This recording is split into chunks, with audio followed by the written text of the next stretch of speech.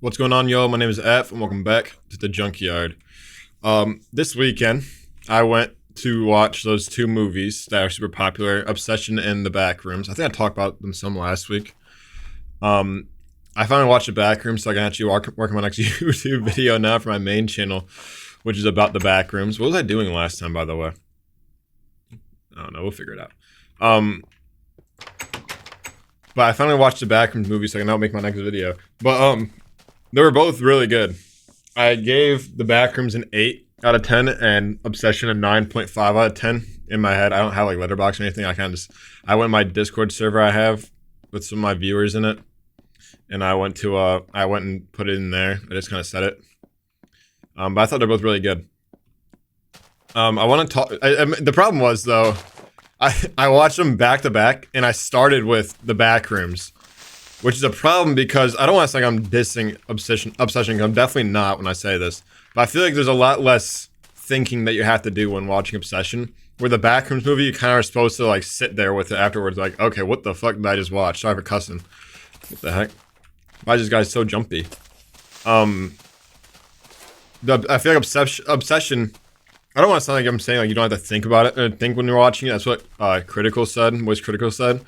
I don't exactly agree with that, but I get what he's trying to say, where he's like, it's pretty easy to understand what's going on compared to The Backrooms, especially where it's like a lot of like, you gotta be like, what the fuck is happening, and you really gotta like pay attention and stew on it. But I watched The Backrooms and literally got up, walked in the next auditorium, theater, whatever you want to call it, over. Sat down, and then Obsession started. Like the trailer's already over for Obsession by the time I got into the theater. So I literally had like no time to stew on it at all. Which I kind of wish I had a little bit, but it's fine. I had time to stew on it now. But they're both really good. Obsession was definitely better. No disrespect. I think the Backrooms I feel like was a little bit more. You can tell a little bit more at the beginner, and I don't want to say it like I'm hating. Because obviously Curry Barker is a bit of a beginner too with like big movies like this, even though a lot of his stuff is a little bit more similar to what he does. But like Kane Parsons, his stuff on YouTube is not like the same as what the Backrooms movie was. There's just like a lot of elements from that, where Curry Barker, like, it's like the same like style of making a movie as like his YouTube stuff is, just longer. So I think he's a little bit more well versed in that. And I don't know like who wrote it and stuff, but whoever did the dialogue for Obsession did a lot better job than The Backrooms. I feel like The Backrooms dialogue was a little bit weak at some points, but that's neither here nor there.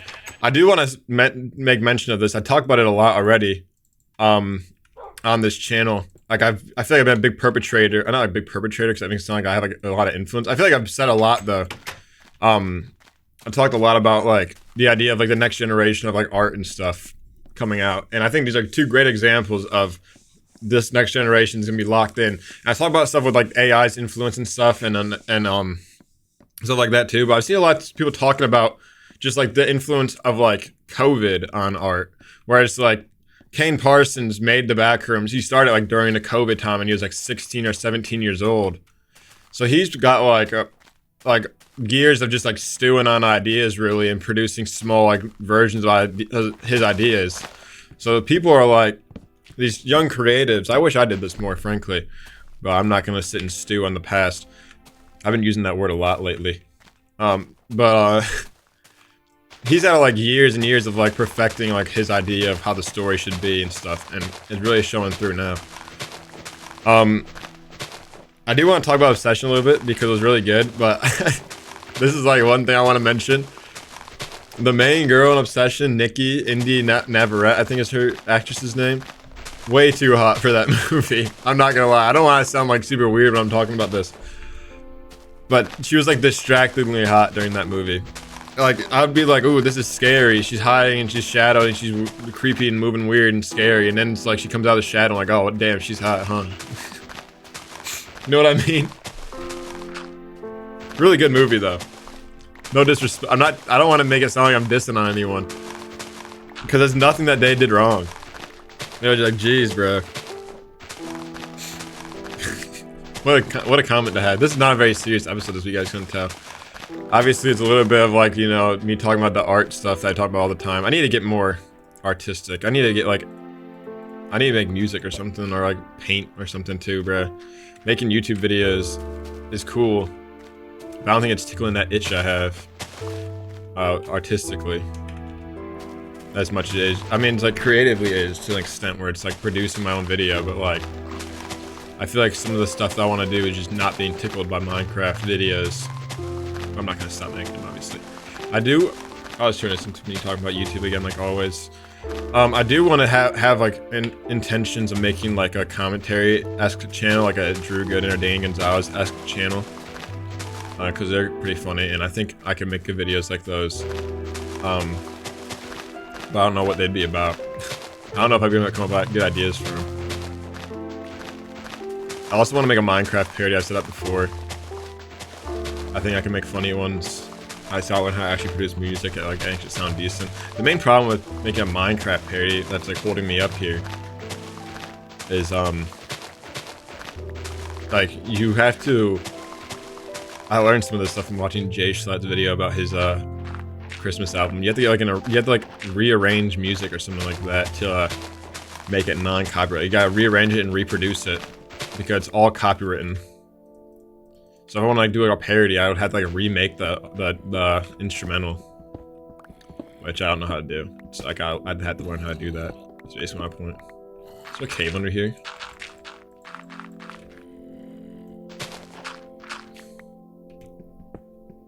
I'm just playing Minecraft at this point. I need to start a hardcore world, a new hardcore world. I think. Holy, I need to start streaming more. I need a lot of things I need to do.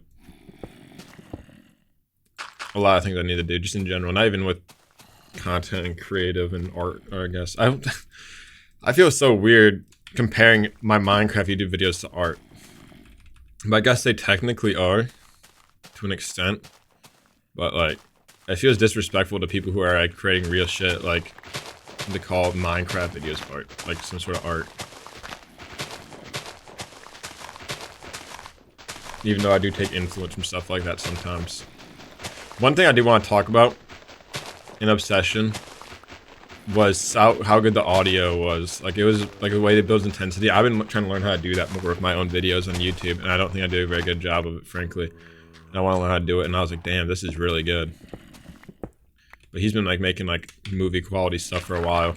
I already saw an interview with Curry Barker, the director of Obsession. He's like, yeah, I wanted to make my YouTube videos and TikTok sketches like movie quality. I didn't want it to be like just recording on an iPhone quality, which is a pretty crazy bar. When I was, I don't know, like 15, 14, I wanted to go to film school, and now I could low-key wish I did, because I wish I would learn more about film stuff, but also it's like, I might go to college. I can learn on my own. I can do this on my own. I can learn it on YouTube. I can literally learn it on YouTube, literally. Could look way in. I could learn how to look weight on YouTube. This is a really bad episode. This is like a filler episode. What have you guys been up to? I've been rewatching Avatar: The Last Airbender lately. Oh my gosh, that is maybe the greatest show ever. This is like I'd say my third time watching all the way through. I mean, when I was younger, I'd watch like once in a while. I didn't really like pay much attention to like the story and stuff when I was a little kid, obviously. The show started when I was 2. So it's not like I was like keeping up to date on the episodes. I'd watch them like here and there when I reran them on Nickelodeon. I was like, this is cool, but I don't really know what's going on. It just got cool. I remember, for some reason I specifically remember being at 7-Eleven, seeing 2 little kids with like face paint, Avatar face paint. Like it was like Aang's arrow. I was like, that was pretty cool. I remember thinking that when I was little. But then I like rewatched it at like the start of COVID. And I was like, damn, this is really good. And I watched it again like a year later. I was like, damn, this is better than I remember. And now I'm watching it again like 4 or 5 years later at this point. I'm like, holy shit, this might be. I remember thinking, I was like, damn, this might be like one of the best shows I've ever watched at the time. The second time I watched, the first time I watched, I was like, wow, this is awesome. Second time I watched, I was like, wow, this might be one of the best shows I've ever watched. But both of those times, frankly, I was second screening them, is what they call it in the business now, where basically I just had on my other monitor while I was doing something else. This time I'm actually locked in watching every episode. I've been trying to do that more. It's kind of a dumb thing to say, but like, I'm trying to watch more TV. But I've noticed my attention span stuff has been really bad. for like a while. So I'm like, if I just need to start like slowly transitioning into like not having this problem anymore. And a good way to start to me is by forcing myself not to be distracted while watching TV. So I'm like locked in on the Avatar. I'm like, oh my god, this is so much better than I even realized it was. When I thought it was one of the best shows ever, I'm like, this might be the best show I've ever watched in my entire life. I'm not even gonna hold you, bro. There's lots of like I remember, and also I just like don't. It's so good. Oh my gosh. Yeah, I've been watching a lot of good media lately, and it's inspiring. And I need to learn how to do stuff so I can actually start making my own. I have a lot of ideas brewing up here in my head. And I just have to put pen to paper on because I'm too focused on YouTube right now to really flesh any of them out. Because I don't make money. I'm 22 years old and I'm broke and I live at home. I've made $4,400 off YouTube in total, not kind of like Twitch subs in my life. So probably made like a little bit over $5,000 this year in 2026. No, probably not even that much in total. So I need to like lock in and make some more money. And I don't like having money be like a whole driving factor of your life. I feel like a lot of people overthink that money is too much of a driving factor of everything. And I'm trying to not do that. But damn, dude, it's hard to be like, I'm not. It's like, I feel like, to me, subconsciously, money is like a progress bar of like, this is where you are. And when I'm not making a lot of money on something, I feel like I'm not progressing. So I kind of just need to get it out of my way, get out of my conscious so I can focus on more creative tasks at hand. And I also kind of need to build an audience so I can like kind of rely on people to support it either way. That sounds lame, but that's also part of the mindset. But yeah, this is a short episode, filler episode, me just talking about stuff. I'll probably make it more dramatic title than it should be. But yeah, thank you guys for watching. Hope you guys enjoy. Make sure you guys like and subscribe. If you know Indy Navarette, make sure you tell her to hit me up on Instagram or something. Actually, she fucks with dudes at 9K subs on YouTube. And maybe next week ask her if she fucks with dudes at 10K subs on YouTube and she says no to the 9K. Because I might hit 10K by the time next episode comes out. But yeah, that's it for this video. I'll see you guys all next week.